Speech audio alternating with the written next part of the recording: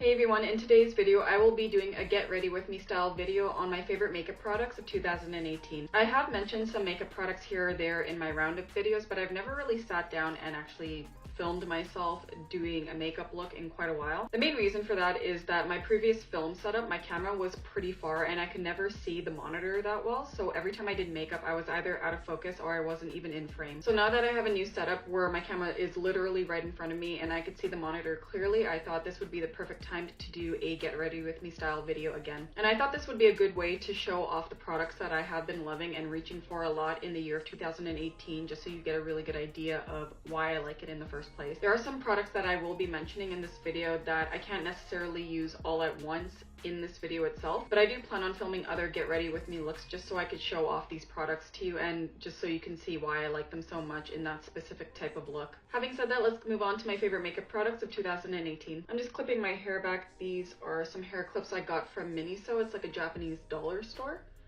And it came in like a pack of 5 or 6 or something like that. First product I want to start off with is Pixi Beauty's Makeup Fixing Mist. This is the one that has rose water and green tea in it. So the reason I like starting off with this first is that it really does what it says it does on the back, which is give your skin a soft focus effect if you use this as a prep step. I don't know how some beauty gurus spray their face and they're talking at the same time. Like, wouldn't it go in their mouth and taste really bad? Just so you get an idea of what I'm talking about when I say that this fixing mist does give a nice soft focus effect, I will put a picture right up here. It is a layout photo, and so the left photos show my skin without using the Pixi Fixing Mist, and it just shows my natural oils as I wear one of my base products, whereas the one on the right side, which is the one that I would use the fixing mist with, shows the kind of soft focus effect that I'm talking about. Even though there is a glowy finish, you can kind of tell that there is more of a diffused look between the two. Before I continue on with my base makeup, I actually want to get into my eyes. I usually do my eyes first before my base. That way, if I mess up on the sides, I could just go over it with my base makeup. My eyes are already prepped with primer, and I will show you my favorite palette of 2018, and I feel like everyone has mentioned this palette. It is Anastasia Beverly Hills Soft Glam palette. Even though this palette has been mentioned a lot, I really do think it's for good reason. This is my first time owning not only a neutral palette, but one that leans on the warmer side, not too warm, and it has a lot of matte shadows. I love every color in this palette. I've used every single one for a makeup look. The ones I've been reaching for a lot this year have been Orange Soda, Burnt Orange, and Sienna. But in today's tutorial, instead of doing like a warmy reddish hue, I'm just gonna do a simple brown smoky eye. And because I'm a little bit lazy and I'm not going anywhere, I'm just gonna use the brush that comes with the palette. The first color I'm going to go into is Burnt Orange, and this is just going to be the base for the entire look. And I'm just going in with some clear powder to just diffuse the edges up here. Now I'm going to just go into Rustic right here and put it on the outer V of my eye. Did I say Rustic? I meant I was going in with Cypress Umber. Now I'm just going to go into Rustic and blend right in between the two colors. Just blending out with a translucent powder again. Now I'm just going to blend the exact same colors on my lower lash line. Just to finish off the look, I'm going to pop bronze in the inner corners right here where the lighter color is. That's it for my eye look for now. Once again, Soft Glam by Anastasia Beverly Hills, favorite palette of 2018. And I'm going to use my Muji eyelash curler. If you remember back in my February or March roundup, you'll know that I mentioned the travel version of the Muji eyelash curler. I figured since I like that one so much, I'll get the regular size one since it's just more comfortable to use on a daily basis. The mascara I'm going to go in with now is my new replacement from the Dolly Wink mascara that I really liked, but I can't seem to get a hold of it anywhere anymore. And that is the Hair and Make Volume and Curl Mascara Super Waterproof Formula in the color, I believe it's Super Black, but it is the blackest formula that they have. This is the brush size of the Hair and Make mascara, and I find it really good at just getting into the base of my lashes and building. So this is one coat, and as you can see, it separates my lashes nicely, adds like a slight bit of volume, and I find that I can build up with this mascara as well. Alright, that's it for mascara for now. I'll put it on the bottom lashes once I'm done with my face. Moving on to face, this was really hard to narrow down just to one product, so I'm just going to mention all 4 and just use one for this video. So for the first 2 foundation products are tints. One is the MAC Studio Face and Body Foundation in the color C2. The other one is Pixi's H2O Skin Tint Tinted Face Gel in the color number 3 Warm. I find for the most part that both of these tints perform the same,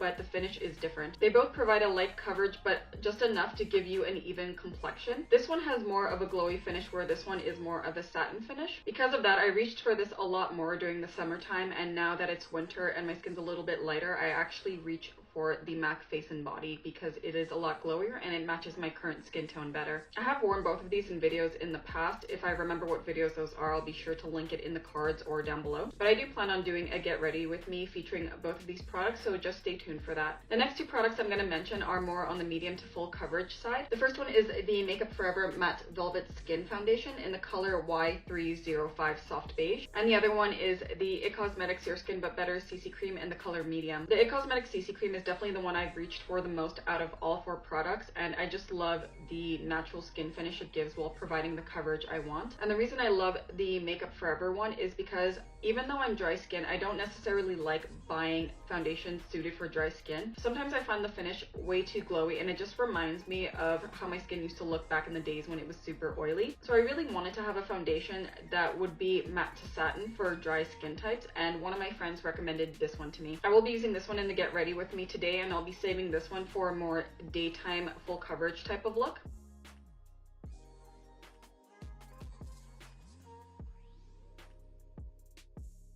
For the Makeup Forever Matte Velvet Skin Full Coverage Foundation, I will be using it with the Sephora Pro Diffuser brush. I mentioned this in my December roundup, and I also mentioned I like using these two together. This is the color Y305. The makeup artist, what she wanted to do is get a close match to my neck, but just a smidgen lighter. What I do is I just warm it up in my hand right here, and then I do a long streak like this.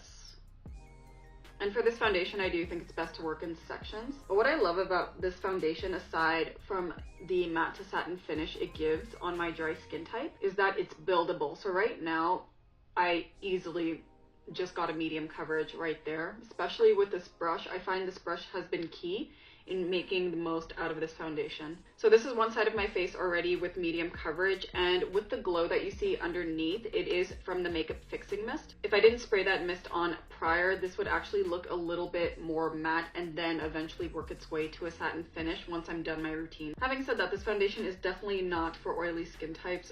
I think they changed the formula of this from what I've seen online, so sorry to my oily skin peeps. Just pouring a little bit more on my hand for the other side. And I just love that this gives me the coverage I want and it still looks like my skin. Like, I never feel cakey when I use this foundation. So this is what my face looks like with one layer. Because I do have quite the honker on my chin, I will be spot concealing with this as well. In the past couple of years, I haven't mentioned a concealer, and I haven't found another one that really impresses me a whole lot, but I found that spot concealing with this foundation does the job. I'm just dabbing it into this spot conceal brush from Laura Mercier. I'm not sure what the name is, but it's the one for their camouflage palette. I don't even know why I had this bad breakup, but I'm still within my 3 months of my prescription use, so maybe I'm purging. Obviously, it's not going to get rid of the appearance of the spot, but as you can see, the redness died down a lot, and I didn't have to go in with a second layer of foundation to get it to blend well. And just by spot concealing, it didn't darken in that area from that extra layer. It still blends in with the overall color of the foundation. Like, it seems to be a pretty good match for my neck, but I guess just to make it look more cohesive in the finish, I'm just gonna put it on my neck. The best part about doing my makeup tonight is I'm not going anywhere, because it is -20 in Toronto right now. Or around -20. Yeah, I just checked my phone. It says it feels like -23 right now. -14 feeling like -23. I'm just going to contour my face really quickly, and I'm going to be using my Too Cool for School Art Class by Rodin contour palette. I already mentioned this in my 2017 favorite, so you already know why I love it so much.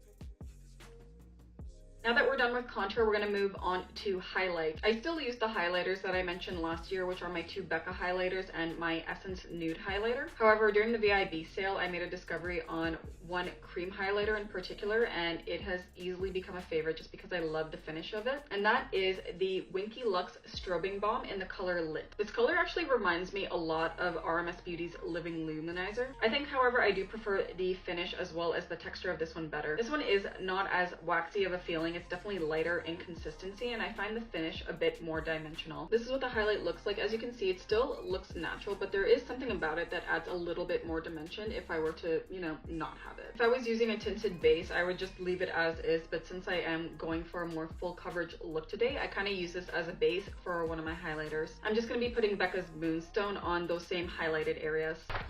Alright, we are done with highlighting, contouring, and now we're going to finish off the cheeks with blush, and I have been loving loving Clinique's Cheek Pop blush in the color Melon Pop. Even though the name is Melon Pop, this actually reminds me of my Hourglass blush in Dim Infusion, which I love and I actually miss, and I think I will repurchase just because this does not have the same undertone as that blush. Otherwise, I find the color of this really beautiful on my cheeks, and I find the finish really nice and watercolor-like. And I actually got that description from a couple of Korean makeup artists that I follow here on YouTube. Both of them use the Cheek Pop in the color Ginger, and they both described it as a nice watercolor type of color that adds dimension to the cheeks. So that's kind of what intrigued me to trying out the Cheek Pop collection. Alright, and that is it for the cheek products. I find with this foundation, I don't need to set it a lot with powder, but I do like setting the center of my forehead and just my cheek area right here, just because I don't like those two areas shiny, and I do alternate between two powders. The first one is the Fenty Beauty Invisimatte Blotting Powder in the color Universal, and the second one is Etude House